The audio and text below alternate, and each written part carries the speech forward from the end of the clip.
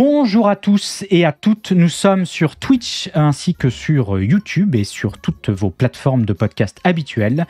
Nous sommes le vendredi 10 février 2023, il est 8h en France et 16h au Japon où votre serviteur est actuellement en train de décéder de froid et on est tous là ensemble pour le premier épisode de Soft Power. Alors, Soft Power, c'est quoi ? C'est une émission matinale hebdomadaire qui aura lieu tous les vendredis de 8h à environ 10h sur Twitch et dans laquelle on fera le point ensemble sur l'actualité pop culture de la semaine écoulée, du point de vue de ceux qui la font et de ceux qui la défont. Ici, on va parler mouvement, on va parler tendance, on va parler politique, on va parler économie, on va parler de l'envers de la pop culture, de ce qu'il nous raconte de nous et du monde qui nous entoure. On va aussi parler gros sous et petites mains, et souvent à les côtés de ce que je disais sur Twitter, de ce qu'il se passe entre démission et modernité, même s'il est vrai que récemment, les démissions qui sont massives dans le milieu de la pop culture sont bien évidemment forcées.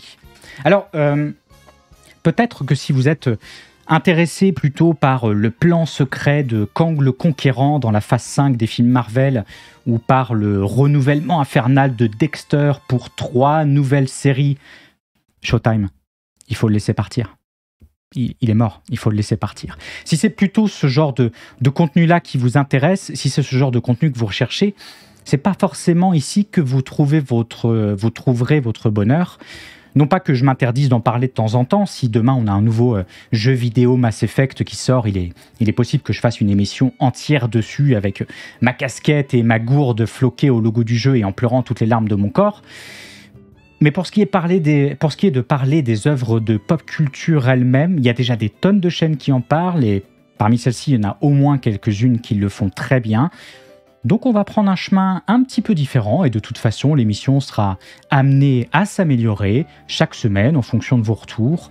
Alors tout va bien, installez-vous confortablement. Si vous êtes au travail, faites ça discrètement mais servez-vous un petit café, on va y aller tranquillement. Je vois que vous êtes de plus en plus nombreux à rejoindre le chat, alors bienvenue à vous, bienvenue à vous. Cette semaine, entre autres, on va parler de l'énorme succès financier et politique du film indien Pathaan, un espèce d'actionneur des années 80, drogué au Triphala complètement hallucinant. On va parler de l'exploitation de la licence Squid Game chez Netflix, qui emporte avec elle, sans trop de surprise quand on connaît la plateforme, l'exploitation des gens qui travaillent pour Netflix. On va aussi parler de la fin probable, potentiel, en tout cas rêvé par une partie de la caste politique française depuis quelques années, de l'accès aux sites pour adultes aux mineurs. On va parler d'arnaque aux Oscars. On va s'intéresser à l'avenir de TikTok, en tout cas aux États-Unis, et notamment à ce que l'application nous raconte des relations américano-chinoises à quelques mois de l'audition devant le Congrès américain de son PDG, Shou-Zi Chow. Mais pour commencer en douceur, de manière soft, un petit café à la main, je vous propose aujourd'hui de commencer par une question. Vous connaissez Seinfeld ? Did you hear that if you eat yellow snow it can make you sick? Yeah, I did. But did you know if you eat it with Tabasco sauce it tastes like the best snow cone ever? That is a bold statement. I think I'm going to have to try it for myself. All right, I'll bring the Tabasco sauce to our next snowball fight.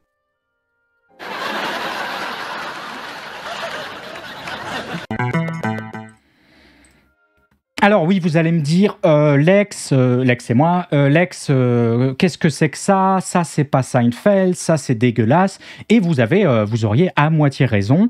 Alors Seinfeld, pour ceux qui sont nés après les années 2000, c'est une série qui avait été créée par Larry David et Jerry Seinfeld, justement. Une série qui a été diffusée entre 1989 et 1998. C'est une série qui s'est étalée sur 180 épisodes, 9 saisons. Une série qui a été immensément importante dans le monde des séries, qui a marqué vraiment de son empreinte le monde des séries. Il y a eu beaucoup de changements. C'est une série qui a été définie comme un spectacle du rien, qui avait tendance à se construire sur des détails de la vie quotidienne et qui nous narre les tribulations de Seinfeld lui-même et 3 de ses amis. Une série un petit peu particulière en termes de construction, qui était entrecoupée de moments de stand-up, qui a beaucoup été... qui donnait un rythme un petit peu particulier à la série.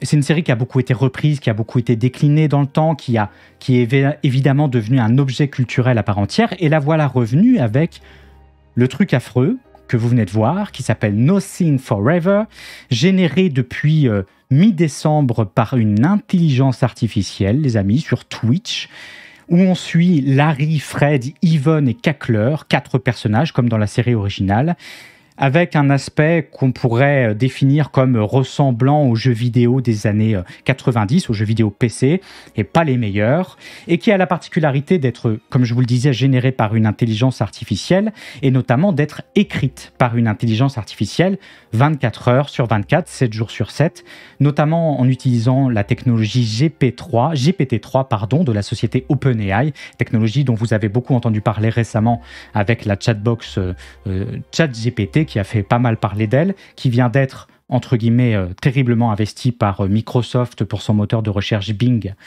il y a quelques jours, il me semble. Alors, qu'est-ce qu'on peut penser de ça ? Qu'est-ce que vous pensez de ça ? C'est laid, évidemment. Les silences sont affreux. Les timings comiques n'ont absolument aucun sens. Et encore, vous ne l'avez pas vu dans cet extrait, mais il arrive très souvent que les mouvements des personnages soient complètement éclatés. D'un côté, ils vont détruire le 4e mur. De l'autre, ils vont détruire leur 4e vertèbre. En l'état, c'est immatable, même si on peut reconnaître évidemment la prouesse technique d'avoir une série entièrement générée par une intelligence artificielle. Alors moi, j'avais très envie de vous montrer ce matin un extrait en direct de la chaîne Twitch, évidemment, et quelle ne fut pas ma surprise, très modérée, de voir que la chaîne Twitch vient d'être bannie pour 14 jours. Je vous laisse imaginer la raison. Attention, tic-tac, je vous laisse quelques secondes. Pour propos transphobes et homophobes, bien sûr. Alors ça va étonner absolument personne si vous avez l'habitude de voir un petit peu l'actualité des intelligences artificielles qui sont élevées au bon grain d'Internet. On se souvient de l'intelligence artificielle de Microsoft, Tai, qui en 24 heures avait eu très envie d'aller créer tout un tas de nouveaux Reich. Et on se souvient également de l'intelligence artificielle qui avait été élevée en batterie au bon grain de 4chan, qui est devenu exactement ce dont on peut attendre d'une intelligence artificielle qui a été élevée sur 4chan. Alors, la société OpenAI, évidemment, ils sont allés un petit peu au front pour expliquer que oui, vous comprenez, c'était une erreur, on n'y peut rien, enfin si, un petit peu quand même. C'est une ancienne version de notre GPT-3 qui avait pris le relais à ce moment-là parce qu'on avait des problèmes techniques avec la version actuelle. C'est la version Curie, baptisée Curie, qui est un peu en retard, soit. Peu importe, l'état des faits est le même. Pourquoi je vous parle de ça ? Parce que finalement, le résultat est finalement assez peu intéressant. D'abord parce qu'il ne vous aura pas échappé que les GAFAM sont en ce moment très au taquet sur le monde de l'intelligence artificielle. Comme je vous le disais, Microsoft cette semaine a mis en avant ChatGPT pour son propre moteur de recherche. Google a répondu extrêmement vite avec sa propre intelligence artificielle Bard, qui équipera elle-même aussi son moteur de recherche. Donc vous avez évidemment toutes ces GAFAM qui sont derrière l'intelligence artificielle, mais si je tenais à vous en parler, c'est qu'on parle d'une intelligence artificielle qui écrit des séries. Et ça, dans le timing actuel, c'est pas tout à fait anodin.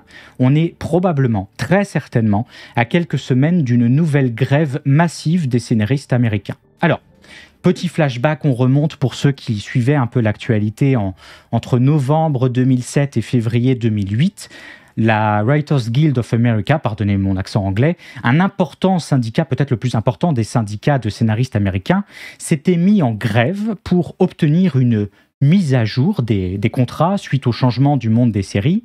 La grève avait notamment permis, entre autres, l'obtention de nouvelles structures de paiement pour faire face aux nouveaux médias qui se lançaient à cette époque-là, et je pense notamment en 2007 à iTunes, qui avait pris de la place dans les nouveaux médias. Et ils avaient aussi obtenu l'obligation pour ces nouveaux médias d'embaucher des scénaristes syndiqués. Alors, le monde a changé. On est maintenant en 2023 et tout ce qui avait été négocié par ce syndicat devrait normalement expirer le 1er mai de cette année.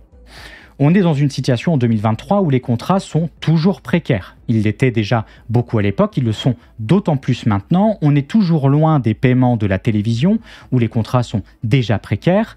Et les séries, il faut reconnaître aussi que depuis 2008, le monde des séries a énormément changé avec l'avènement des plateformes de streaming. Je pense notamment à Netflix, à Amazon Prime, à Disney+, enfin toutes ces plateformes que vous êtes habitués à voir, qui ont changé le format des séries. Les séries se sont raccourcies, le nombre d'épisodes a baissé, donc l'emploi des scénaristes également. Je pense à notamment certaines séries qui mettent en avant le fait maintenant de ne payer qu'un seul scénariste pour l'entièreté de la série. Je pense à Euphoria chez HBO, je pense à la première saison de True Detective par exemple, chez HBO aussi, bien sûr. Et je pense, pour rester avec HBO, au bain de sang absolument colossal qui a eu lieu en fin d'année dernière lorsque David Zaslav, le big boss de Warner Bros, avait commis un bain de sang en demandant à supprimer tout un tas de contenus sur la plateforme HBO Max. Et le monde du streaming est ainsi bien fait. Si votre contenu n'existe pas sur la plateforme, il n'existe nulle part et vous n'êtes pas payé. Ce faisant, David Zaslav avait dépouillé des équipes entières d'écrivains de leurs revenus résiduels potentiels. Voilà, c'est ça le timing un petit peu cocasse dans lequel on se trouve aujourd'hui. La nouvelle négociation très probable qui va se lancer, suivie très probablement d'une grève, risque donc d'être d'autant plus intense, tendue et compliquée du fait des incursions de l'intelligence artificielle dans le champ de l'écriture des séries, qui à terme risque bien de catapulter la précarité des scénaristes à des niveaux jamais atteints. Affaire à suivre. Voilà, on a un petit peu parlé des scénaristes de séries, et les séries d'ailleurs que vous regardiez peut-être sur, et que vous regardez toujours peut-être sur Netflix, via le partage de compte d'un de vos amis ou de quelqu'un de votre famille. Et ça, Netflix nous dit, vous pensiez qu'on allait faire ça encore longtemps ? Bien sûr que non. Évidemment, ça fait assez longtemps qu'on entend Netflix parler du problème du partage de compte, que c'est un manque énorme à gagner pour la marque, ce qui est probablement vrai un peu plus qu'à un taux marginal. Et la semaine dernière encore, Chenny Long, le directeur produit de Netflix, nous disait, je le cite, « Le partage de compte a un impact sur la capacité de Netflix à investir dans de nouveaux contenus. » Et oui, parce qu'on comprend bien que, évidemment, commercialement, il est très intéressant pour Netflix de parler de manque à gagner pour la production de contenu, et surtout pas pour l'augmentation de la marge actionnariale. On a bien compris. Bon, ça fait longtemps qu'on entend ça sur Netflix, mais depuis quelques semaines, il faut reconnaître que ce discours s'est renforcé. Alors, il s'est renforcé pour plusieurs raisons. D'abord, le corona, évidemment. On a eu des fluctuations importantes d'abonnés de Netflix pendant le corona, vous imaginez bien, avec des booms importants d'abonnés pendant le confinement, avec des grosses chutes d'abonnés en post-confinement, mais vous inquiétez pas, ça va très bien. Ils sont à 230 millions d'abonnés maintenant, abonnés record, tout va bien.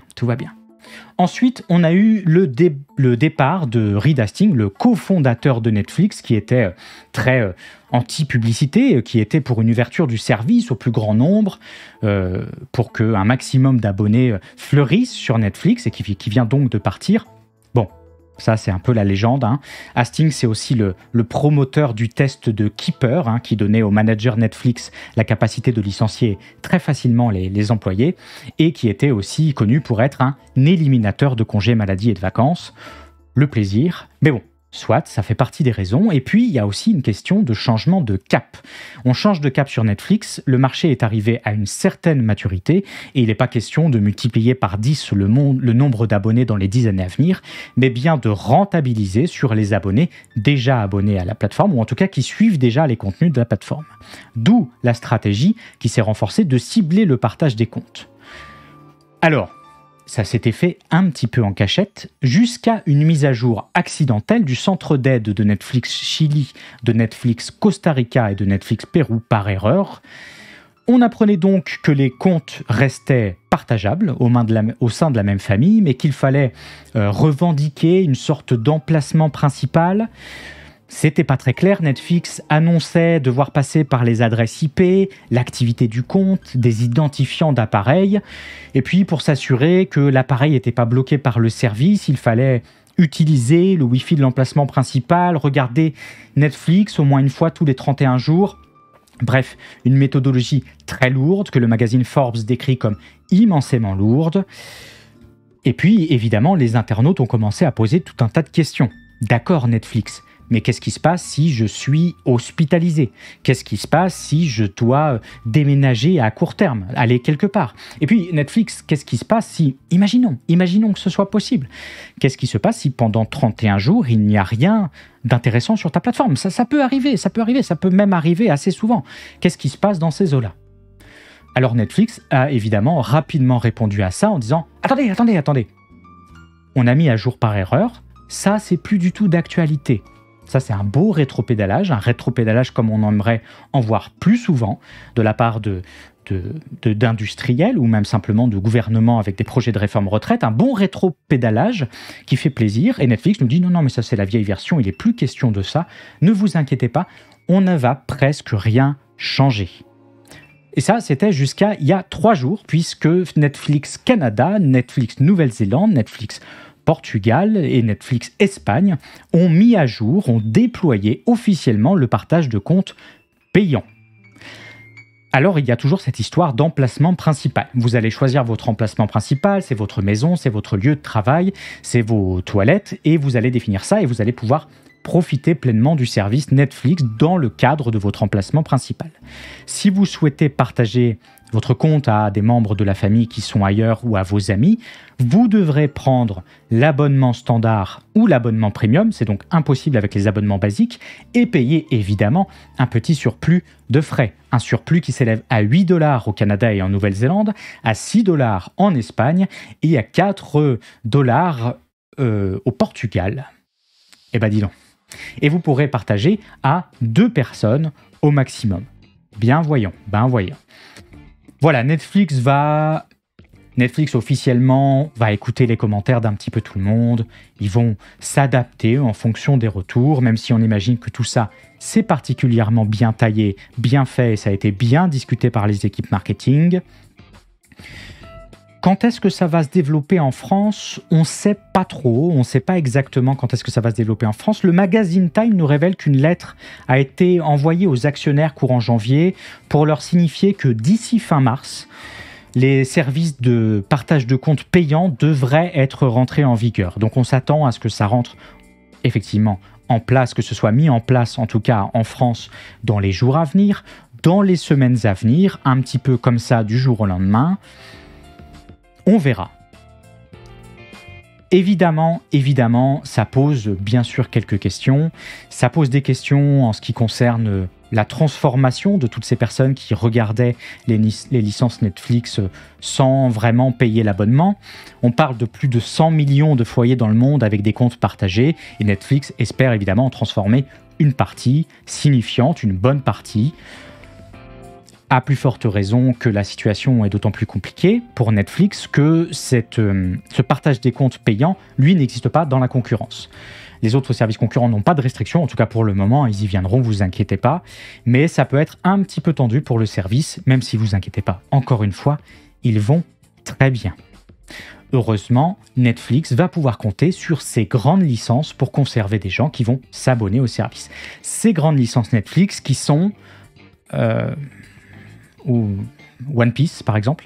Non, des grandes licences par exemple, et c'est la transition toute trouvée pour le sujet d'après, comme Squid Game. Alors Squid Game, je ne vais pas faire l'affront de vous présenter Squid Game, on en a parlé absolument partout, c'était l'enfer, on en avait chez Hanouna, on en avait sur toutes les émissions de télé. Squid Game, c'est la série coréenne de 9 épisodes que vous avez vu créée par Hwang Dong-hyuk, qui a été diffusée en septembre 2021 sur Netflix, et qui raconte l'histoire de personnes fortement endettées, ruinées, qui risquent leur vie dans un jeu de survie mystérieux avec une récompense énorme. La série a été un succès monstrueux, c'est pour ça qu'on en a entendu parler. Ça a été la première série sud-coréenne à s'imposer dans le top 10 de Netflix, et ce, dans 90 pays. C'est le meilleur démarrage pour Netflix. C'est un total de 111 millions de visionnages en 27 jours, c'est énorme. Et donc, Netflix, évidemment, a réagi en proposant En tout cas, en travaillant, en produisant une deuxième saison. Alors, Netflix est allé voir le réalisateur, le créateur de la série, pas forcément le réalisateur, mais le créateur de la série, qui est le même. Ils sont allés voir le créateur de la série, ils lui ont dit « Regarde les chiffres, 111 millions de vues en 27 jours, c'est énorme. » Et le réalisateur leur a dit « Oui, d'accord, mais c'est vrai que... » Bon, j'ai un peu exploré l'entièreté de mes thématiques, je n'ai plus grand-chose à raconter. Déjà, ça tirait, alors qu'avec seulement 9 épisodes, j'avais déjà pas grand-chose à raconter. Et puis, Netflix a écrit les mêmes chiffres, mais cette fois, ils l'ont écrit sur un chéquier, comme ça. Ils ont montré au réalisateur, et le réalisateur, il a fait « Ah oui, effectivement, oui, c'est très, très impressionnant. Oui, non, mais une saison 2, mais j'ai déjà commencé à l'écrire de toute façon. Oui, vous inquiétez pas, on peut produire ça extrêmement vite, ça va être vraiment très, très bien. » Donc, saison 2 en préparation pour Squid Game. Et puis, on apprend il y a quelques jours que Squid Game va aussi arriver en réalité virtuelle avec Netflix qui s'est associé à Sandbox VR pour produire un jeu basé sur la série télévisée coréenne.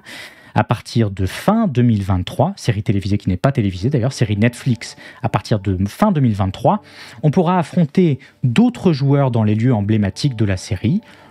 Voilà, mais ce n'est que le début, puisque cette année, on aura aussi le droit, et c'est de ça dont on va parler, on aura le droit à un jeu de variété, un espèce de jeu de télé-réalité, qui s'appelle Squid Game The Challenge, et qui met en opposition 456 participants, comme dans la série, en compétition avec 4,56 millions... Qu'est-ce que je raconte ? En compétition pour gagner 4,56 millions de dollars, ce qui est pas si mal. Maybe even you. The prize up for grabs is $4.56 million. But losers will go home empty-handed. How will you play the game? Tell us. Time is running out.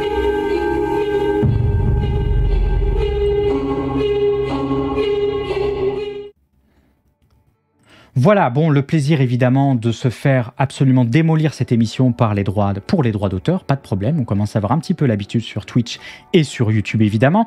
Alors, cette émission, on a évidemment très très hâte de la voir. On rappelle, la série s'inspire de la réalité sociale de la Corée du Sud. Ça se base sur le très fort taux d'endettement des habitants, un des plus élevés d'Asie, peut-être le plus élevé d'Asie d'ailleurs, qui conduisent de nombreuses personnes chaque année à des situations absolument tragiques. Comme vous pouvez le voir, l'habillage de Soft Power, l'émission, est un petit peu sommaire. Si là, j'avais juste ici, si j'avais une courbe, une échelle de cynisme, je pense qu'on aurait dégringolé toutes les marches d'un coup.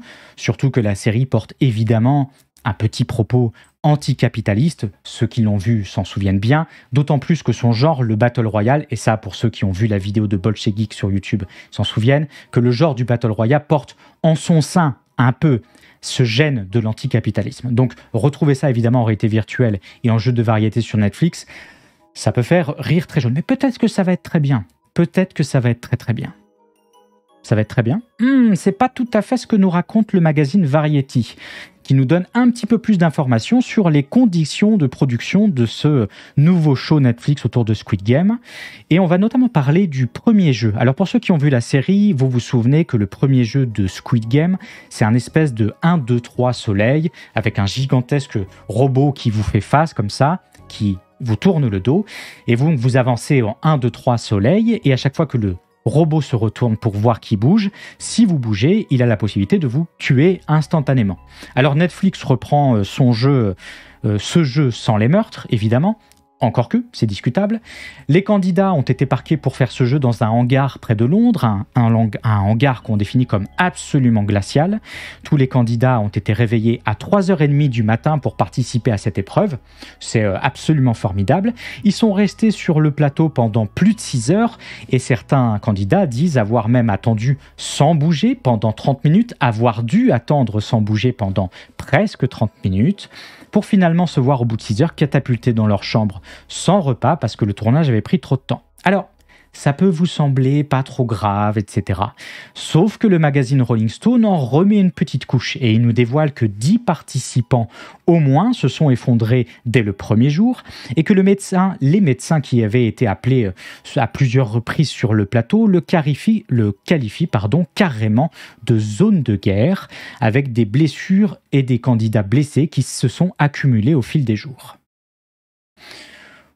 Alors, oui, on pourrait dire très très très cyniquement, ça va rentrer dans la communication de Netflix. Voilà, les gagnants de Squid Game, c'est les gens très très très très forts, c'est ceux qui vont survivre même au jeu qu'on leur a proposé. Sauf que là encore, le magazine Variety nous dit qu'il y a de grands soupçons de trucage et que des candidats influents ont été présélectionnés, que certains avancent alors même qu'ils n'ont pas gagné les jeux, enfin en tout cas indépendamment de leurs résultats au jeu, et d'autres candidats se voient même déjà payer un vol retour alors même qu'ils n'ont pas encore commencé à participer aux épreuves, un vol retour déjà daté. Beaucoup de candidats malheureux se définissent comme des figurants, ou en tout cas pris conscience qu'ils l'étaient. Voilà l'ambiance. Les syndicats de professionnels britanniques pointent du doigt la différence entre ce qui est attendu d'une toute petite production locale et ce qui va être un monstre absolu. Évidemment, on s'y attend en chiffre d'audience. On verra, pour ceux qui ont la curiosité morbide parmi vous, le spin-off est normalement prévu pour 2023, cette année. Bon, les gens, on va parler de quelque chose d'un tout petit peu plus serious business, même si jusque-là c'était très serious business. On va parler de TikTok. Je voudrais qu'on parle un petit peu de TikTok, les aventures de TikTok en Amérique, avec le PDG de TikTok, Shou-Zi Chew, qui doit témoigner lors d'une audience devant le Congrès américain le 23 mars prochain. Alors, comment qu'on en arrive là, en fait? Comment c'est possible que le PDG de TikTok aille devant le Congrès américain? Il faut remonter un petit peu en arrière. Le 10 janvier dernier, c'était le 118e congrès américain et la Chambre des représentants a adopté à une écrasante majorité une résolution qui visait la création d'un comité ad hoc en charge de la lutte contre la menace terroriste. Mais vous voyez un peu le délire. La menace communiste chinoise et de renforcer la compétitivité des USA. En d'autres mots, la confiance dans la Chine est résolue, ça c'est le mot du comité. Si avant on considérait, c'est vrai, aux États-Unis, les entreprises chinoises comme des investisseurs créateurs d'emplois, aujourd'hui on les considère plutôt comme des chevaux de Troie pour la politique du Parti communiste chinois. Alors au sommet de ce comité, on a placé un républicain, Mike Gallagher, un ancien marine expert en relations internationales, connu notamment pour ses positions anti-Chine. Les chiens ne font pas des chats, on sait pourquoi on l'a mis là. Et pour briller dès le début, pour faire un petit peu ce coup d'éclat, le Gallagher et le comité ont décidé de s'attaquer à un des acteurs les plus visibles du marché chinois, TikTok.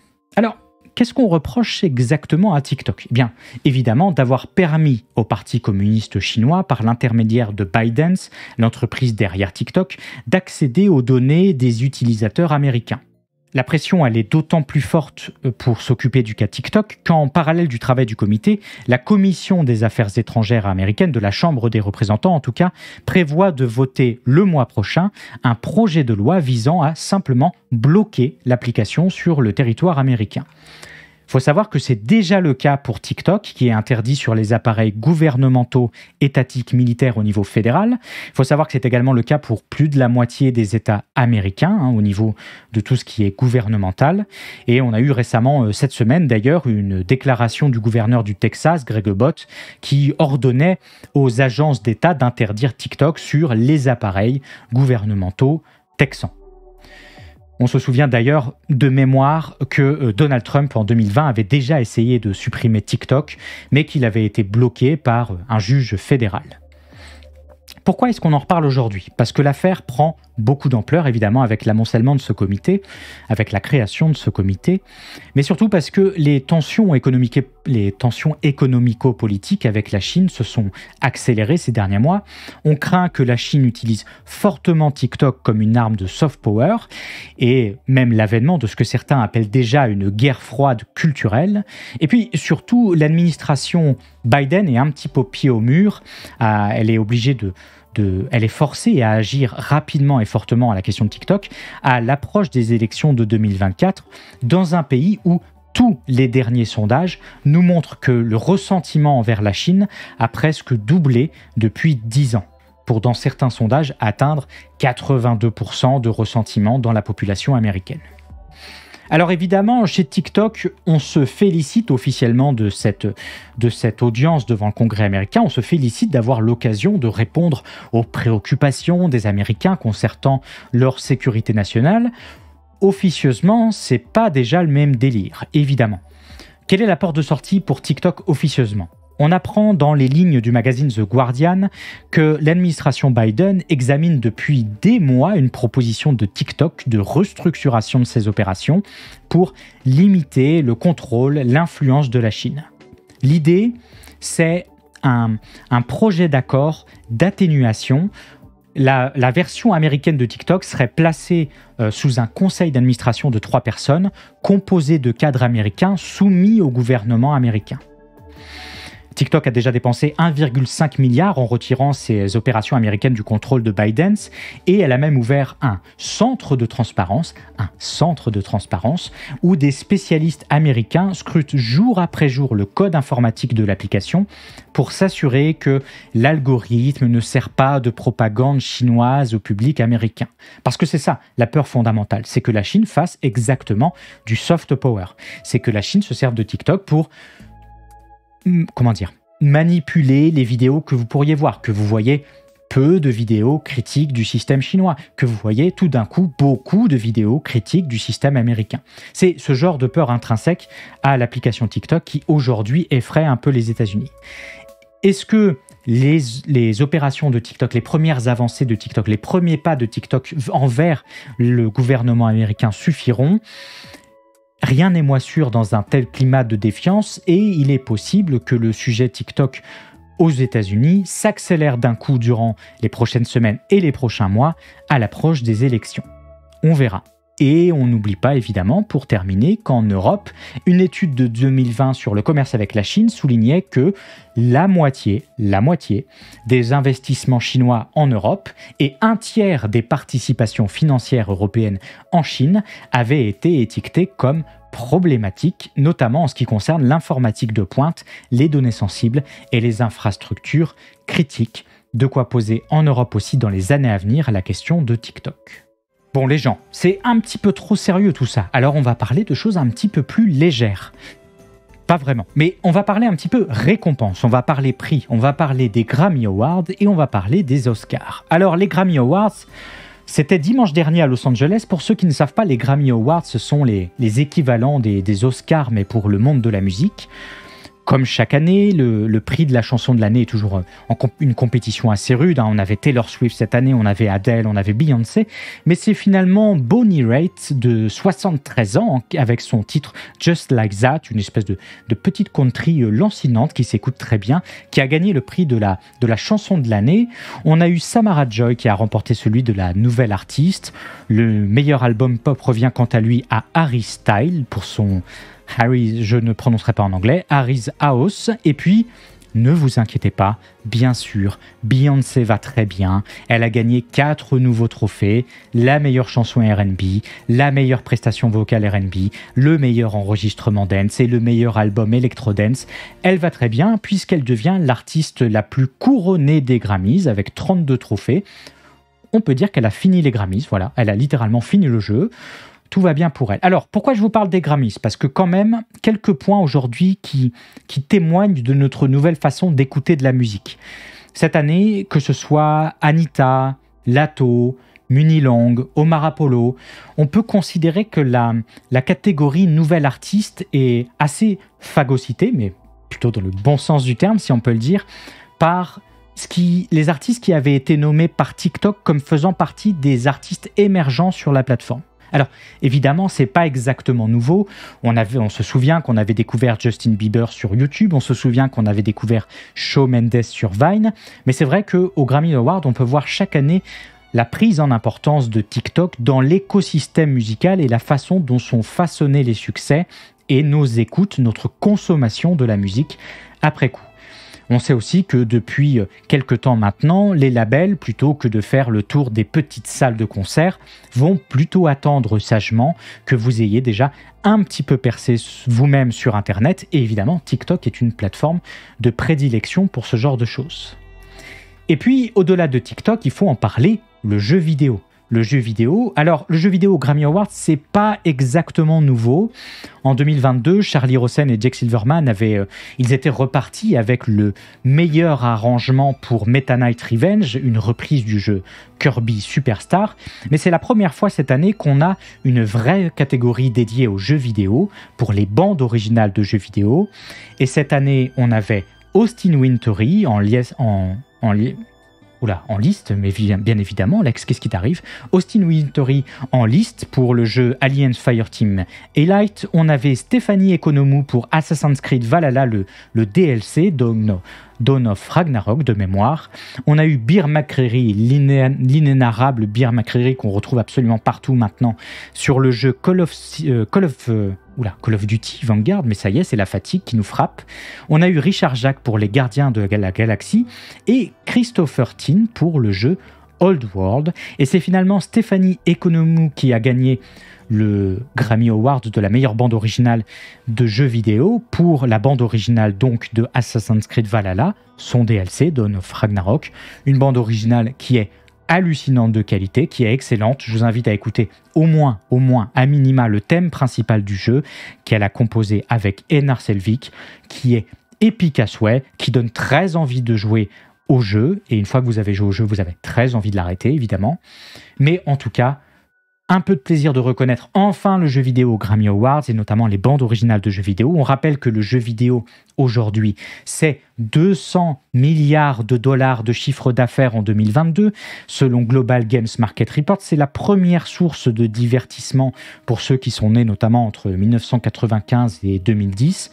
C'est une reconnaissance d'autant plus importante que ça fait quelques années que les artistes des Grammy Awards, et je pense notamment l'année dernière à John Baptiste, le jazzman américain qui avait gagné 5 Grammy Awards, ça fait quelques années déjà que les artistes des Grammy Awards revendiquent eux-mêmes en tout cas leur filiation avec la musique de jeux vidéo qui les a inspirés et qui les a menés là où ils étaient maintenant.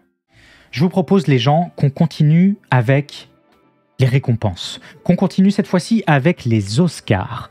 Alors les Oscars, c'est toujours un petit peu le même délire chaque année, on a toujours un petit peu les controverses et évidemment cette année n'y échappe pas. Alors le 24 janvier dernier étaient annoncés les nominés aux Oscars de la meilleure actrice. On a eu Cate Blanchett pour Tar, on a eu Michelle Williams évidemment pour The Fabelman de Steven Spielberg, on a eu Ana de Armas pour Blonde sur Netflix. Très chouette film autour de la carrière, de la biographie de Marilyn Monroe. On a eu Michelle Yeoh, évidemment, pour Everywhere, Every Time, All at Once. Si vous ne l'avez pas vu, il faut absolument le voir. Et puis, on a eu Andrea Riseborough pour To Leslie. Et là, c'est un petit peu la surprise. Alors, la surprise, oui et non, parce que quelques semaines avant la clôture des votes pour la nomination de l'Oscar de la meilleure actrice, on a eu tout un tas de grosses stars qui sont allées de Charlize Theron à Howard Stern, qui ont publié massivement sur Twitter au sujet du film, vantant les qualités du film, ce qui était très étonnant, sachant que le film était distribué dans finalement assez peu de cinéma aux États-Unis, malgré, c'est vrai, une reconnaissance critique qui était assez favorable. Et puis, voilà, un petit peu stupeur et tremblement. Alors, pour comprendre comment ce genre de choses peut arriver, il faut comprendre un petit peu comment l'attribution des Oscars marche chaque année.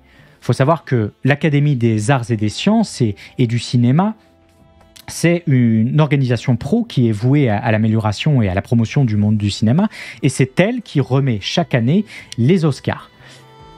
Elle a été fondée en 1927 et elle est composée de plusieurs milliers de personnes, environ 6000 personnes, qui sont issues de différentes professions en lien avec le cinéma, majoritairement des personnes américaines, vous vous en doutez bien. Il faut voir que l'association, elle est découpée en plusieurs branches. Vous avez la branche des directeurs photo, vous avez la branche des scénaristes, la branche des réalisateurs, et chaque branche vote sur les nominations de sa propre discipline et va choisir environ 5 candidats. C'est le cas pour toutes les branches, c'est le cas pour toutes les nominations, sauf celle du meilleur film, que je mets un peu de côté, qui a plus d'emplacements de nominations et qui est en général voté par l'ensemble des membres de l'association. Alors là, vous commencez un petit peu à sentir la patate, évidemment. On commence à comprendre un petit peu que le choix des nominations vont se transformer assez rapidement, non pas en choix artistique, mais en choix politique.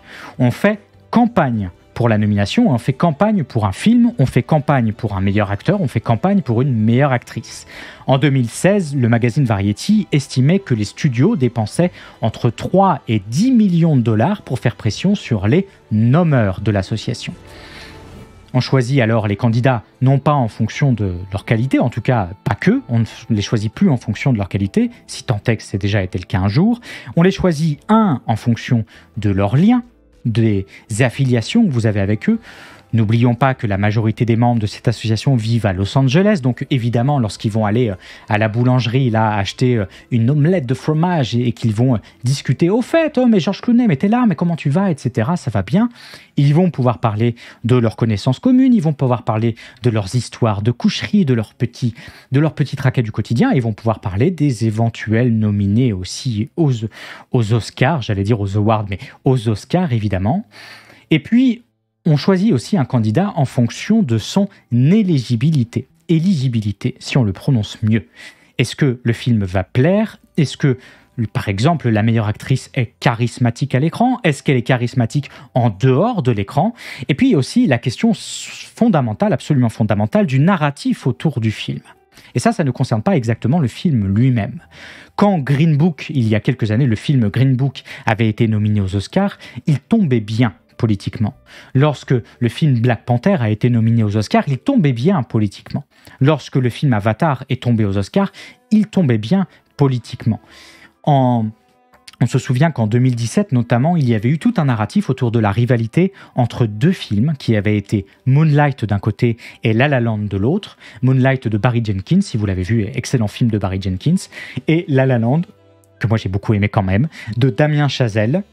Deux films qui s'étaient affrontés évidemment sur leur qualité artistique intrinsèque, mais deux films qui s'étaient affrontés sur le terrain de la politique. On voyait dans La La Land une espèce de pancarte de l'Amérique blanche pro-Trump, et Moonlight avait été présenté, alors non, pas du côté de Clinton, mais du côté de l'héritage de Barack Obama, parce que vous comprenez, tous les acteurs du film sont noirs, évidemment. Et donc, on avait monté tout un narratif autour de ça qui avait permis de vendre les Oscars, de faire tourner l'industrie et qui était très indépendamment traité, très en décalage avec la réalité artistique de ces films-là, qui en l'occurrence étaient des bons films. Alors bien sûr, on ne peut pas faire n'importe quoi, hein. Il y a évidemment quelques règles qui ont été mises en place par l'Académie des Oscars, qui limite le nombre d'envois et d'invitations à des projections, qui interdit d'appeler un membre de l'Académie au téléphone pour faire la promotion d'un film ou d'une réalisation. Mais la réalité matérielle, c'est que tout ça se fait en filigrane, de manière la plus invisible possible. Et en l'espèce, pour le film To Leslie, c'est l'épouse du réalisateur, l'actrice Mary McCormack, qui aurait un petit peu tracé le chemin pour Andrea Riseborough, justement, en envoyant, si on a bien compris, si on comprend bien l'article de Variety, quelques emails pour demander à des amis de parler assez massivement du film, si possible tous les jours, jusqu'au dernier jour du vote pour les nominations. Et elle aurait aussi organisé quelques petits rassemblements chez elle, en tout bien, tout honneur. Vous savez, c'est sympa chez moi, c'est cosy. Regardez, c'est comme Soft Power, c'est orangé un petit peu partout. J'ai des pop-corn, pas mal de gens un petit peu du gratin vont venir. Et d'ailleurs, il faut que je vous présente quelqu'un. Elle a joué dans le film de mon mari, c'est incroyable, c'est vraiment super, vous allez voir. Ce serait bien d'ailleurs que vous en parliez un petit peu et que vous la souteniez. Voilà comment ça se passe. L'Académie a eu vent de tout ça, elle a ouvert une enquête et le 31 janvier dernier, il y a quelques jours, ils ont annoncé que Riseborough allait conserver la nomination, évidemment, mais que les tactiques mises à l'emploi allaient quand même être discutées. Alors ça, on commence à avoir un petit peu l'habitude, ça s'appelle le tapis. Vous avez vu ce beau tapis là-bas, là, soulevez-le un petit peu, on va mettre tout ça dessous là, on va faire tout ça, on va se mettre bien. Voilà comment ça se passe, on commence à avoir un petit peu l'habitude. Si vous espériez que les Oscars récompensent les qualités intrinsèques d'un film, oui. Les Oscars auront lieu quand même pour les curieux le 12 mars prochain, le 12 mars 2023. Est-ce qu'on va suivre ça en live sur la chaîne, sur Soft Power ? Non. Évidemment, non. D'ailleurs, podcast, les amis, parlons-en. Mais quelle transition incroyable. Parlons des podcasts. D'après les datas de l'entreprise Chart, le nombre de nouveaux podcasts a drastiquement diminué depuis 2020, avec une baisse de moins 80%. Alors c'est énorme. Si je vous demande pourquoi, vous allez me dire 2020, 2020 Corona, et vous aurez en très grande partie raison, évidemment. On a assisté en 2020 à un boom artificiel de production causé par le confinement. Les gens post-confinement se sont très probablement rendus compte que 50 épisodes à l'année, c'était compliqué en termes de logistique, c'était compliqué en termes de motivation, c'était compliqué en termes de ressources, de sujets, d'opinions. Mais ce n'est pas la seule raison et c'est un tout petit peu plus complexe que ça puisqu'on a observé en 2020 que si certes énormément de podcasts se sont lancés sur la plateforme Listen to Podcast, il me semble, Listen Podcast, c'était environ un petit peu plus d'1 million de podcasts qui avaient été lancés en 2020 et presque autant qui s'étaient arrêtés la même année. Alors quoi ? Qu'est-ce qui se passe avec les podcasts ? Eh bien, les analystes nous disent c'est un petit peu le même problème, si tant est que c'en est un, le même problème que d'habitude. C'est ce qu'on appelle la maturation du marché. D'un côté, les niveaux de production des podcasts ont fortement monté, à plus forte raison que vous savez comme moi que beaucoup de podcasts audio sont passés sur des formats vidéo qui, eux, sont toujours plus consommés. Les formats vidéo qui nécessitent évidemment beaucoup plus d'argent et nécessitent pas mal de sponsors pour pouvoir fonctionner sur le long terme, sponsors qui ne sont pas toujours présents pour l'ensemble de tous les podcasts, bien évidemment. Et puis, il est vrai aussi qu'en parallèle, on peut observer une forte tendance à se centrer sur les gros podcasts. Et c'est évidemment ce qu'on observe déjà depuis des années sur YouTube et sur Twitch, avec une tendance à aller vers les gros streams, les gros vidéastes et à ne plus en sortir. Alors là, vous me dites, et vous auriez raison, d'accord, ça c'est l'offre, évidemment, tous ces podcasts qui faiblissent un petit peu, mais qu'en est-il de la demande ? Parce que si la demande est invariable, les gens sont juste partis sur les gros podcasts. C'est pas exactement ce que nous dit le rapport Infinite Dial d'Edison Research qui nous indique qu'en 2022, donc l'année dernière, après des années de croissance, et ça c'est vrai pour le marché américain parce qu'il est difficile d'avoir des datas aujourd'hui sur les podcasts, le pourcentage d'Américains à écouter un podcast par mois a diminué, passant de 41 à 38%, c'est une perte de 3%, c'est pas énorme, mais c'est la première fois que ça arrive, donc c'est assez significatif à ce niveau-là. Plus troublant peut-être, c'est la baisse qui est beaucoup plus élevée chez les jeunes de 12 à 34 ans, donc déjà je suis ravi de savoir qu'on est jeune jusqu'à 34 ans, qui sont passés de 56% à 50% en l'espace d'un an. Ce qui est une chute évidemment assez importante. Et d'ailleurs, on remarque que cette chute, elle est d'autant plus importante précisément pour les podcasts audio, qu'on écoute moins. Et même si on les écoute encore pour certains d'entre nous, on les consomme aussi moins souvent, puisqu'on a constaté que la consommation des podcasts se ralentissait. Alors, je vois qu'on me corrige dans le chat avec une perte de 3 points, pas de 3%. Merci. Ça, c'est pour les traders et les capitalistes de chat, mais vous avez raison de me corriger là-dessus, je ferai attention à partir de maintenant. Alors peut-être un petit peu d'espoir quand même pour le monde du podcast, parce que je vais quand même mettre tous les épisodes de Soft Power sur les plateformes de podcast, c'est pour qu'ils soient écoutés. Un peu d'espoir peut-être dans ce monde de bits, quand même, on observe paradoxalement un renforcement de la demande des podcasts, et notamment dans tout ce qui est marché de niche, les marchés très documentés, très précis, approfondis, qui eux peuvent potentiellement amener à obtenir certains sponsors qui vont chercher des publics très ciblés pour pouvoir vendre leurs produits et leurs services. Bon, évidemment, si vous faites un podcast qui parle de la culture de la pomme de pin dans la banlieue d'Okayama, non, à part 2-3 gars de l'hôtel de ville, je pense que là vous allez intéresser évidemment pas grand monde, et en plus potentiellement aucun sponsor. On va parler tout de suite, on continue les news, on va parler du film Patin, qui est sorti au cinéma en Inde il y a quelques jours, il y a 2 semaines de mémoire, et il faut absolument que vous voyez ça. Alors attendez, je vous montre ça, c'est parti. Bon voilà, on va pas pousser le plaisir beaucoup plus loin. Est-ce que c'est ça qu'on a envie de voir au cinéma? Évidemment oui. Est-ce qu'on veut voir seulement ça au cinéma? Évidemment oui, c'est ça qu'on veut voir. On veut voir des explosions débiles, on veut voir des actionneurs des années 80. C'est ça qu'on veut voir. On veut voir des stars, des gens qui explosent des trucs, qui font des courses en moto et qui montent sur la moto en se donnant des coups de sabre. C'est ça qu'on veut voir, évidemment. Et ça, c'est vrai que ça fait quelques années que c'est le cinéma indien qui nous propose ça. Et il faut absolument, avant de commencer la news, il faut absolument... Oui, évidemment, pour ceux qui demandent dans le chat, il y a aussi des clips de danse avec des fleurs, évidemment. Ça fait partie du stéréotype et du cliché, et on a besoin de ça. Enfin, en tout cas, moi, j'ai besoin de ça pour respirer aujourd'hui au cinéma. Et il faut que je vous parle, avant de parler de cette news en particulier, que je vous parle du synopsis de Pathaan que je suis allé checker ce matin sur Pathé, sur Allociné, etc. Parce que je ne sais pas qui s'est occupé du synopsis, mais il faut que je vous le partage, c'est incroyable. Je vous le cite au point près, s'il vous plaît. Attention, préparez-vous. Pathaan est un agent du RAW, le service secret italien, capturé et torturé par un groupe terroriste. Ce sera la dernière fois qu'on aura entendu parler de lui. Point. Jamais. Point.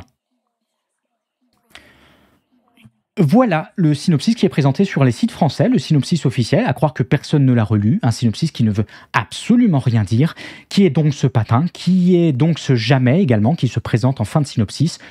On ne sait pas, mais en tout cas, voilà, c'est du gros film d'action qui tâche, un film d'action thriller d'espionnage un petit peu kitsch, mais avec un rythme qui a l'air complètement survitaminé, qui mérite, et il me semble, complètement d'être vu. En tout cas, il faut voir ça. Alors, pourquoi on parle de Pathaan aujourd'hui?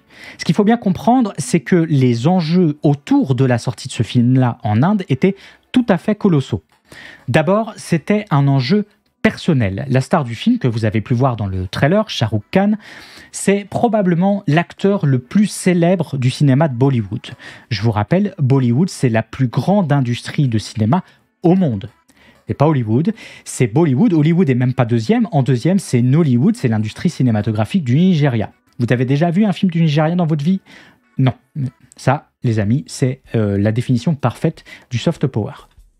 Et donc, évidemment, Shah Rukh Khan, acteur extrêmement célèbre en Inde, qu'on considère comme un demi-dieu sur place, qui connaît depuis quelques années des hauts et des bas, beaucoup de bas, en enchaînant des controverses médiatiques un petit peu discutables et des résultats au box-office qui sont très décevants. Je pense notamment à son film Zéro en 2018 qui avait été très en deçà des attentes des studios qu'il avait produits. Et la question de Pathaan, c'était justement de savoir si King Khan, comme on le surnomme en Inde, avait encore de l'avenir au cinéma et s'il avait la possibilité de changer son image pour devenir une star de film d'action. Enjeu personnel. Enjeu économique, ensuite, évidemment.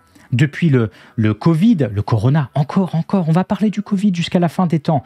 Depuis le Covid, Bollywood patauge. Et 3/4 des sorties en 2022 avaient été considérées comme des échecs commerciaux.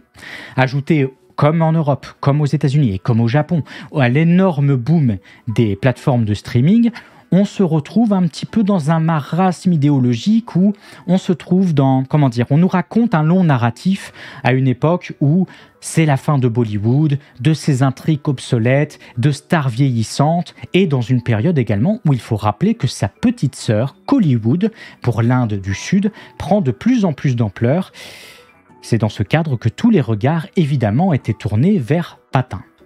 Et puis, il faut en parler, un enjeu, évidemment, politique. Bon, vous comprendrez que les enjeux politiques à Soft Power, on aime bien. Et les enjeux politiques pour Pathaan, évidemment, il y en avait. Pendant sa promotion, le film avait été défoncé par la droite locale. Il y a eu, évidemment, la controverse autour du clip audio. Quelqu'un me demandait dans le chat tout à l'heure s'il y avait des clips dans le film. Bien sûr, je vous dis ça, j'ai pas vu le film. Mais bien sûr qu'il y en a. Si je me trompe, je suis désolé. Mais des clips vidéo qui sont sortis pour la promotion du film, il y en a, notamment avec l'actrice principale, Deepika Padukone. Vous commencez à sentir le truc. L'actrice qui chante une partie de la chanson en bikini, premier problème, en bikini orange, la couleur du safran, qui est très proche de la religion hindouiste.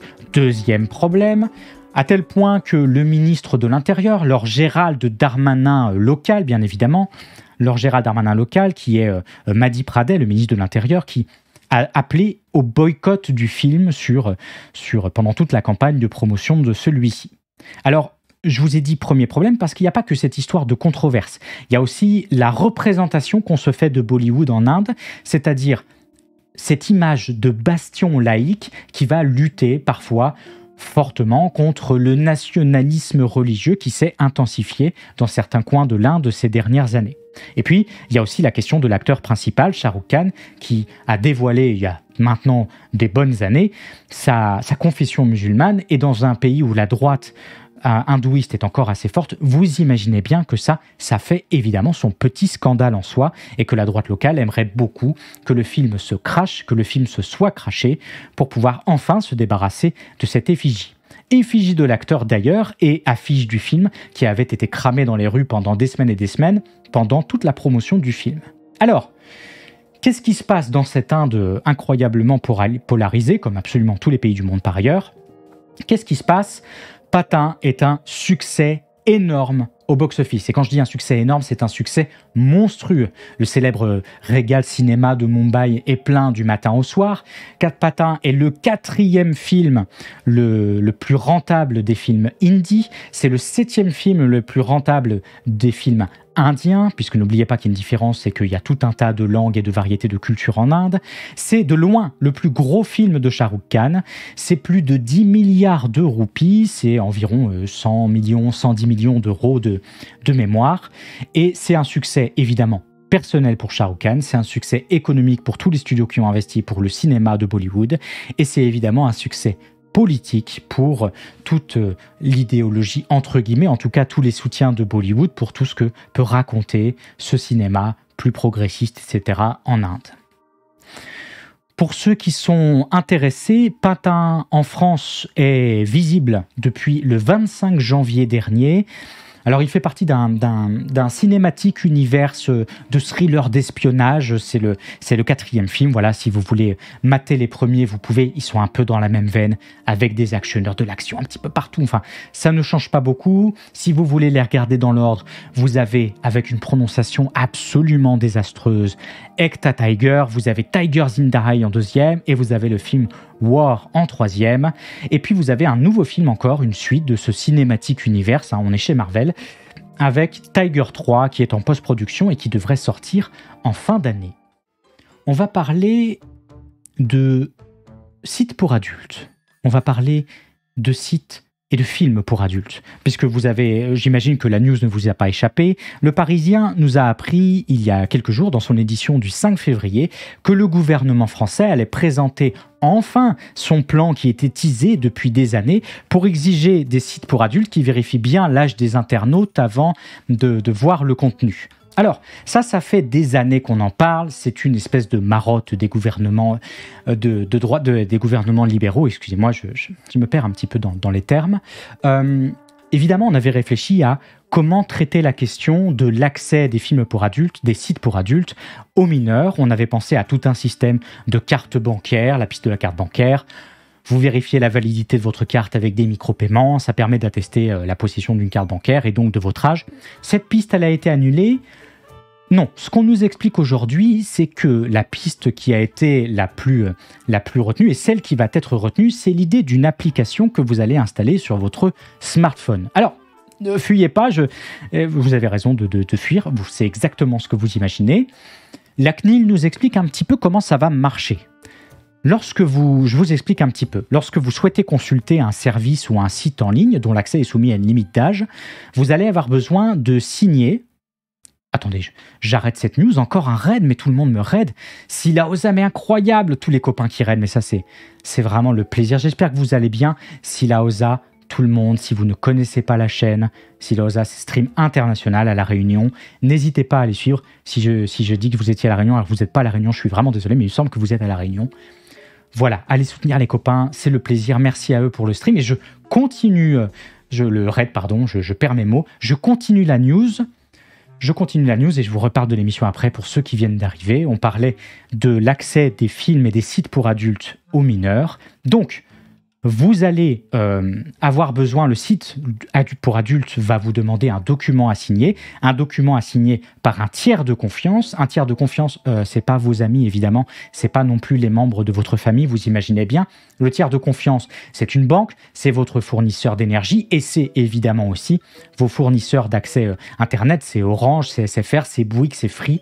S'ils n'existent plus en France, je suis désolé, ça fait longtemps que je n'y suis plus, je ne sais plus, mais je crois qu'ils existent toujours.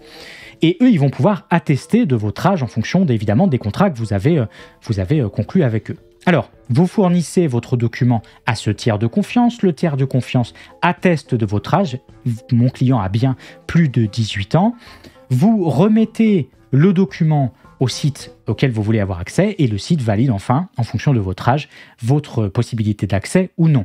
Sachant que ni le site ni le tiers de confiance ne sont censés savoir ce qui se passe, c'est-à-dire qui a signé le document, le site ne le sait pas, et pourquoi vous allez utiliser ce document, le tiers de confiance ne le sait pas, même si évidemment, vu le timing de l'annonce, tout le monde a bien pigé quoi. D'où l'intérêt, vous avez compris, d'avoir une application sur le smartphone pour alléger le processus, pour que ça aille très très vite. Voilà.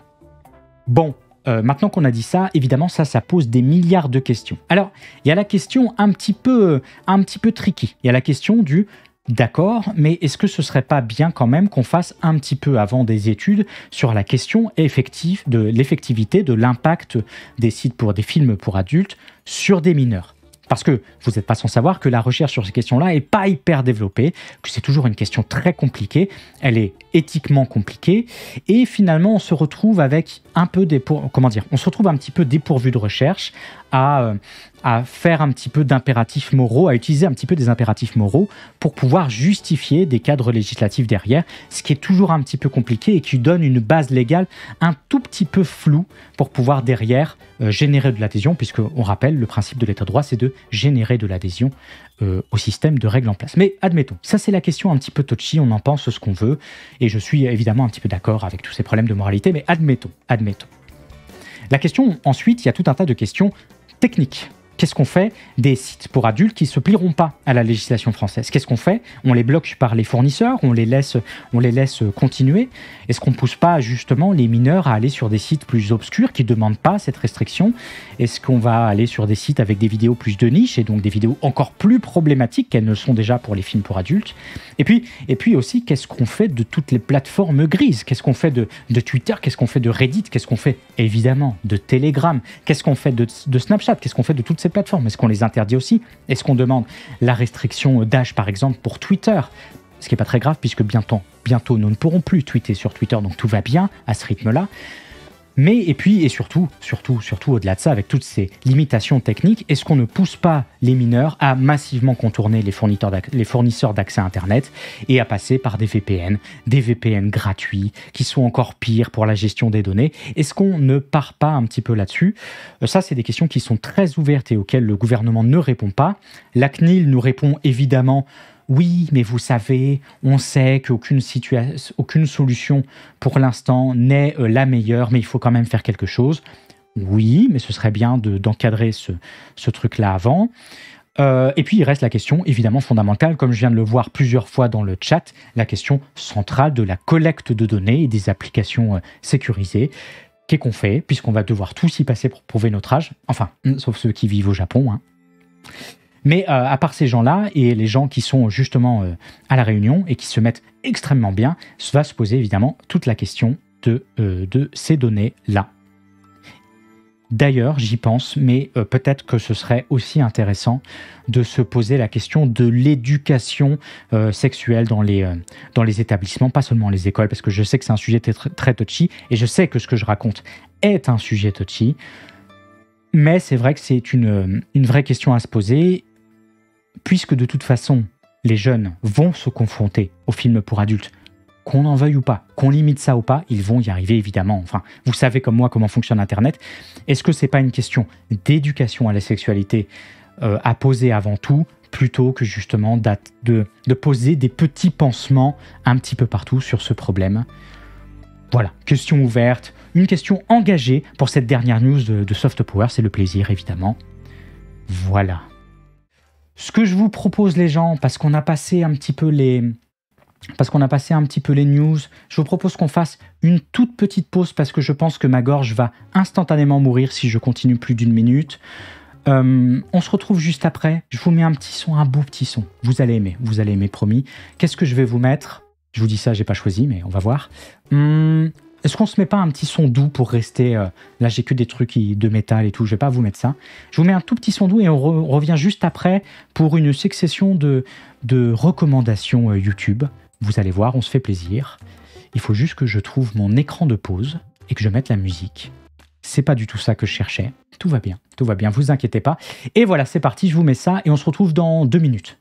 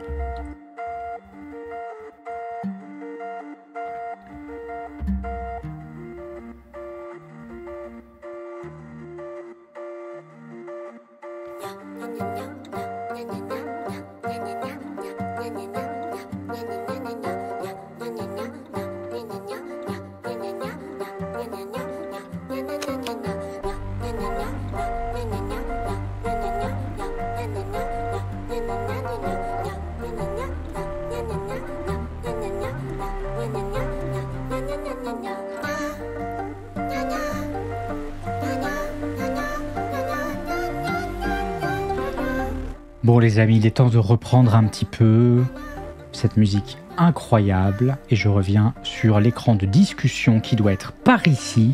On essaye d'apprendre Twitch en faisant. Et voilà les gens, et voilà, on va pouvoir remettre tranquillement là cette liste classique. Qu'est-ce que je vais mettre? Je vous propose de continuer avec du Kevin Penkin dont vous entendez la musique. Kevin Penkin, que vous connaissez peut-être déjà si vous avez vu la série Star Wars Vision. Il me semble qu'il a fait, je crois qu'il a fait 2 épisodes, qu'il a composé la bande originale de 2 épisodes dessus. Il a fait aussi la bande originale de mémoire du film Eden sur Netflix, le film d'animation. Et puis surtout, il a fait les 3 CD, les 3 saisons, entre guillemets, de l'animé Made in Abyss, dont la bande originale est complètement folle. C'est fou, donc je vous propose de continuer un petit peu avec lui. N'hésitez pas à découvrir, c'est incroyable, incroyable. Je vais vous proposer une courte série de recommandations de vidéos YouTube, de live Twitch, de podcasts que j'ai pu entendre dans la semaine et qui nous disent quelque chose des cultures populaires. Certaines semaines, j'aurai probablement qu'une seule ou 2 recommandations à vous faire, évidemment. Et puis d'autres semaines, un petit peu comme celle-ci, j'en ai quelques-unes. J'ai une petite poignée de recommandations, je crois que j'en ai 5 aujourd'hui, on verra. Ça va changer un peu chaque semaine, mais je voudrais vraiment vous partager, donner de la force aux gens. Je vais essayer de m'en tenir à des créateurs ou à des chaînes pas trop connues, histoire de diffuser, de donner de la force. Et comme là, vous êtes en train de m'en donner énormément pour ce live, merci beaucoup. Et pour commencer cette petite recommandation de la semaine, je vous propose de commencer avec une chaîne qui ne correspond pas du tout à ce que je viens de vous raconter, puisqu'elle a déjà 80 000 abonnés, que je pense que vous êtes déjà beaucoup à la connaître. Mais c'est pas grave, je vous montre ça tout de suite. Los Angeles Times est par ailleurs assez généreux en détail puisqu'ils disent connaître les détails des contrats en question. Pour Savage Salvation, De Niro aurait empoché 11 millions pour 8 jours de production et ce sans compter une cascade d'avantages comme une semaine de vacances pour lui et sa famille, tout frais payé juste après le tournage au Ritz-Carlton. Après ça, il peut demander qu'on l'emmène en jet à un autre endroit des Caraïbes pour 1 à 2... Alors, vous avez reconnu, pour ceux qui sont abonnés, la chaîne d'Écran Large, donc le site de cinéma, d'actualité du cinéma et de dossiers, de critiques. Enfin, vous connaissez un peu le truc. Pourquoi est-ce que j'en parle? Parce que déjà, la vidéo est très bien faite. Parce que la chaîne d'Écran Large, elle a cet avantage de toujours contextualiser les œuvres dont elle parle, même si c'est dans l'actualité. Et c'est vrai que moi, c'est quelque chose qui, personnellement, je pense que vous l'avez compris avec cette émission de news, c'est quelque chose qui m'intéresse, c'est le contexte dans lequel les œuvres baignent, le foreshadowing, les trucs qu'on peut trouver, qui nous donnent des indices sur la suite des œuvres, c'est pas du tout mon délire. L'actualité des films Marvel, tout ça, ça m'intéresse que très peu, même si je la suis un petit peu, hein. Cette vidéo, elle nous parle, comme vous avez pu le voir peut-être au titre, elle nous parle des coulisses de la fin de carrière de Bruce Willis. Et ce qui me semble intéressant de cette vidéo, c'est qu'elle nous montre ce qu'on appelle la méthode Avi Lerner Randall Emmett, qui est la méthode inventée par 2 producteurs américains, qui est aussi crade que ce que vous pouvez imaginer. On donne des gros chèques à des grosses stars hollywoodiennes, un petit peu has-been, pour les faire venir pour quelques heures de tournage seulement. Comme ça, ils ont un temps d'apparition de 5, 6, 7 minutes dans le film final. Mais par contre, on va pouvoir pleinement exploiter leur image sur l'affiche, sur tout le matériel promotionnel. C'est formidable, on se met très très bien. Vous le savez peut-être, vous l'avez déjà vu par exemple avec Steven Seagal, pour ceux qui se souviennent, qui a été un peu le maître de ça pendant des années, et Bruce Willis justement, qui est devenu le nouveau parrain de ce système, jusqu'à récemment malheureusement à cause de sa maladie. La vidéo en parle très très bien, elle parle de cette méthode un petit peu crade, aussi crade évidemment que son producteur Randall Emmett, qui est assez célèbre malheureusement aux États-Unis pour des violences sur les femmes, des agressions, des propositions. Je vous passe le détail, vous verrez ça dans la vidéo, des abus sur ses subordonnés, des humiliations. Voilà, bref, je vous passe le détail pour pas trop plomber l'ambiance. La vidéo est bien faite comme d'habitude. C'est Mathieu Jaborska qui l'a fait, qui la mène en tout cas. Elle n'est pas très longue et je vous la recommande. Je vous propose tout de suite une deuxième vidéo. Du coup, Spy X Family est un manga de Tatsuya Endo racontant comment un espion, une assassin et une télépathe que rien ne reliait vont, sous différents impératifs, devoir faire semblant d'être une famille modèle. Dans le même temps, ces 3 personnages s'efforcent chacun de conserver leur secret, et ce même envers les membres de cette fausse famille. Tout le monde ignore la véritable identité des autres, sauf bien sûr Anya, petite fille naïve mais débrouillarde, qui, grâce à sa télépathie, a accès à leur sombre jardin caché, ce qui permet... Alors là, j'en connais dans le chat qui vont être contents parce que je sais que vous êtes abonnés à la chaîne. C'est la chaîne YouTube de BDmancy, une chaîne de 3000 abonnés. Avec une belle liaison qui n'existe pas évidemment, de 3000 abonnés. La vidéo est sortie hier. Il s'agit pour BDmancy dans cette vidéo de comparer la façon dont le jeu vidéo et la bande dessinée vont opérer pour vous faire assimiler progressivement leur code, et il va beaucoup parler du manga, comme vous avez pu le voir, Spy Family, et notamment de comment l'auteur travaille la structure même de son manga, la mise en page même de son manga, pour nous faire entrer dans les capacités d'un de ses personnages, Anya, qui est capable de télépathie, et comment ça se rend visuellement par le découpage, par la forme des cases, par la mise en disposition, bref, par la grammaire de la bande dessinée, comment ça s'explique, et quels sont les liens éventuellement avec l'apprentissage et l'enseignement du game design dans les jeux vidéo. La vidéo parle aussi des différenciations culturelles, d'habitude, de lecture et puis aussi de construction de bande dessinée entre le Japon et l'Occident. Bref, c'est passionnant, ça parle de linéarité de la bande dessinée, de non-linéarité. C'est incroyable, la chaîne BDmancy est de toute façon incroyable. Il y a seulement 3000 abonnés, ça n'a aucun sens. Est-ce que je vous la mets dans le chat? Évidemment, toujours pas, parce que je ne sais pas faire. Mais évidemment, vous retrouverez tout ça sur Twitter. Je fais la promotion, vous inquiétez pas. Tout ça, ça va bien se faire. Et on continue avec ma 3e recommandation. J'en ai que 5, ça va aller très très vite, mais j'espère vous faire découvrir des trucs qui vont vous intéresser un petit peu. De Bruce Lee dans Once Upon a Time in Hollywood. Quentin Tarantino est un docteur Frankenstein du cinéma. Il colle des images entre elles, les unes aux autres en les animant. Mais là où Victor Frankenstein cherchait à ramener à la vie, Tarantino invoque des fantômes, sa caméra en guise de planche Ouija. Les cinéastes... La vidéo dont je vous parle, je ne sais pas si vous êtes déjà abonné à la chaîne, elle compte 3400 abonnés, elle est sortie le 29 janvier, c'est une vidéo de la chaîne Kaleidos-Pop, donc je mettrai les liens juste après sur Twitter. Elle nous parle de la cinéphilie de Quentin Tarantino, elle nous parle de son cinéma extrêmement référencé, elle nous parle des influences sur l'auteur de la Bloxploitation, de son culte de la virilité, elle nous parle de son cinéma parfois un peu immature, un peu bloqué dans les années 70, un cinéma parfois assez violent, etc. Enfin, il y a plein d'avis, plein de choses sur le cinéma de Tarantino. Et ce que j'ai trouvé chouette dans cette vidéo-là, c'est du fait de parler de la propension de Tarantino à faire plus de cinéma du cool qu'un cinéma du sens, et de questionner notre rapport notamment aux nostalgies, pas seulement à la nostalgie de Tarantino, mais notre nostalgie des images du passé, et notamment à la question de leur contextualisation et de leur sens de l'époque. Et je vous laisse avec cette très belle citation de la vidéo, comme quoi Kaleidoscope est capable de faire autre chose que des très très mauvaises blagues. Apprécier une œuvre malgré ce qu'elle nous dit, c'est se rendre perméable à ce qu'elle nous dit. Mettre notre personnage au cœur de sa tourmente, ses émotions sont si fortes tout sera distordu dans le dessin, les personnages un peu à la Ho Chi Minh vont devenir menaçants, tout en noir, les fonds les perspectives sont complètement tordues, les visages deviennent menaçants et monstrueux parce qu'ils n'apportent rien, ils sont noirs. Il y a vraiment, là, on sent que le personnage va jusqu'au trop-plein, il va jusqu'à la rupture sociale, il leur demande à tous de la fermer, prof compris, parce qu'il y a un prof qui est là et qui ricane lui aussi, il se défend mollement d'être un homosexuel. Il y a 2 filles qui représentent... Cette fois, c'est plutôt une chaîne Twitch que je vous recommande. Évidemment, une chaîne Twitch que je vous recommande, c'est la chaîne de Philippe Maisetti qui nous parle de son setup bancal, alors que pas du tout. C'est un setup qui est parfait pour ce genre de format. Cette chaîne Twitch de Philippe Maisetti, je vous la recommande. De manière générale, de toute façon, je la recommande et je pense que je vais vous la recommander jusqu'à la fin des temps. Mais au-delà de ça, je voudrais vous recommander surtout cette émission qui s'appelle Pop. Elle a démarré mardi soir, ce mardi. Elle va continuer une fois tous les mardis. Si je ne me trompe pas, c'est tous les mardis soirs à 21h. La chaîne de Philippe compte un petit peu plus de 700 abonnés. L'émission est co-construite, si j'ai bien compris, avec Philippe et Andrea, dont vous entendez la voix, qui fait un travail absolument délirant, enfin, comme tous les gens dont je parle des vidéos, mais quand même, un travail absolument important. C'est un espèce de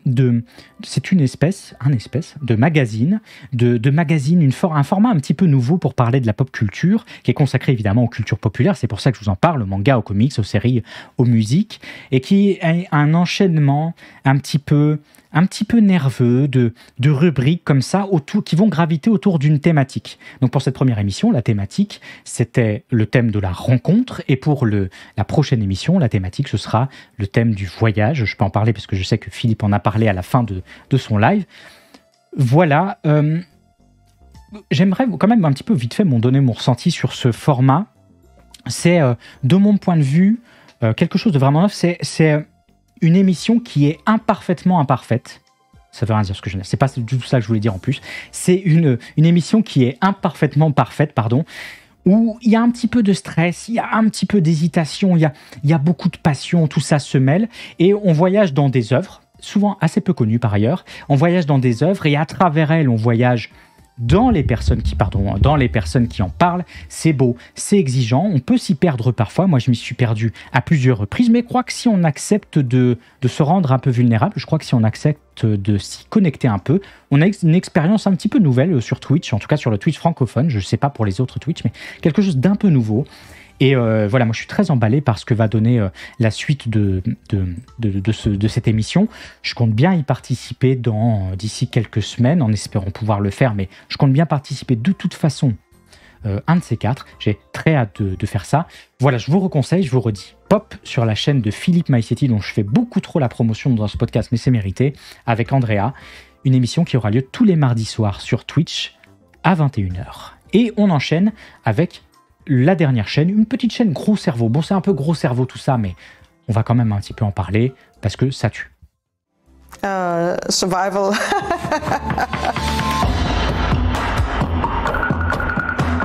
We swim in stories, we breathe stories. Stories is all around us.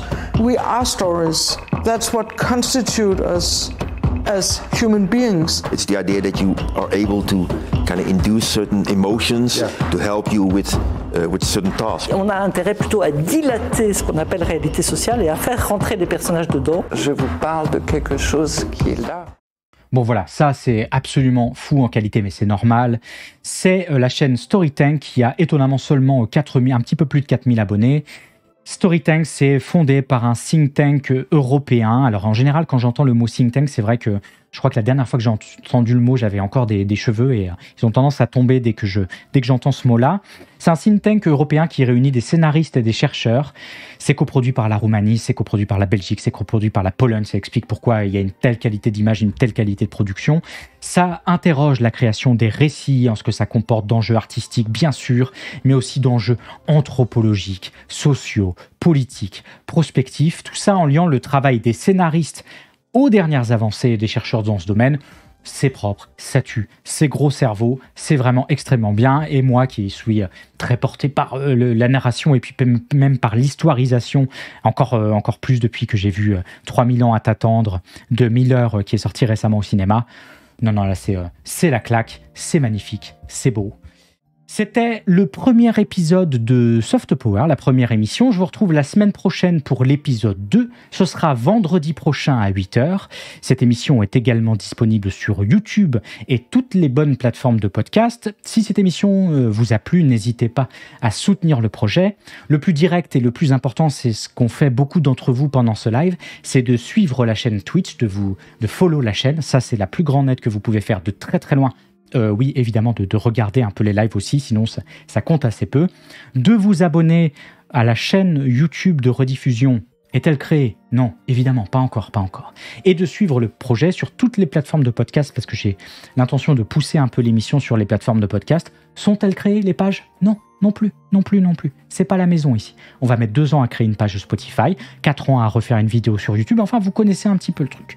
Évidemment, pour ceux qui peuvent et qui ont les moyens, vous ne pouvez pas vous sub à la chaîne puisque je ne suis toujours pas affilié. Ça, c'est le grand plaisir, évidemment. Toujours pas affilié, mais je crois que ça prend un mois de ce qu'on m'a dit dans le chat. Enfin, le grand plaisir. Et il est quand même possible de soutenir financièrement la chaîne. Vous avez une page Patreon. Elle est en description de la chaîne. Ça m'aide d'abord à rentabiliser ce setup qui m'a coûté beaucoup trop cher pour stresser tout mon vendredi. Ça m'aide à potentiellement mettre à jour le setup et enfin avoir une lumière sur ma tête qui est beaucoup trop orange. Alors certes, j'ai une tête très orange de manière générale, mais quand même, faut pas exagérer. Et puis surtout, ce que j'aimerais faire avec un petit peu plus de fond, c'est bien sûr pouvoir commander des livres, parce que ça me coûte un bras de les commander de France pour pouvoir alimenter la chaîne. Là, dans les recommandations, je vous ai conseillé des vidéos YouTube et des lives Twitch, mais j'aimerais aussi vous recommander quelques livres en rapport avec la pop culture. Là, je suis en lecture de quelques-uns que je vous conseillerai probablement la semaine prochaine. Achetez des livres, et puis à terme, j'en reparlerai plus tard, d'interviewer des acteurs du milieu de la pop culture, principalement au Japon, j'imagine, mais pourquoi pas que. Bref, voilà, toute cette aide est la bienvenue, mais attention, toujours à hauteur de vos moyens. Si vous n'avez pas d'argent, vous n'avez pas d'argent. Ne sortez pas ne serait-ce qu'1 euro si vous n'avez pas les moyens. Donc ça, je ne demande pas, c'est clair. Restez tranquille, occupez-vous de vous, prenez soin de vous, ça c'est le plus important. Bon, par contre, évidemment, si vous êtes président du CAC 40 et que vous faites partie des 1%, là, vous allez donner, vous raquez pour la chaîne, bien évidemment, et vous donnez un petit peu de réalité au ruissellement, ça fait toujours plaisir. Je vous remercie, voilà, c'est très bien, c'est la fatigue. Je vous remercie d'avoir été aussi nombreux pour la première de Soft Power. Je vous retrouve la semaine prochaine, le vendredi en 8, donc le vendredi 18 février à 8h pour l'épisode 2. J'espère qu'elle vous a plu. Merci à toutes celles et ceux qui ont suivi l'émission et à la semaine prochaine. Ciao.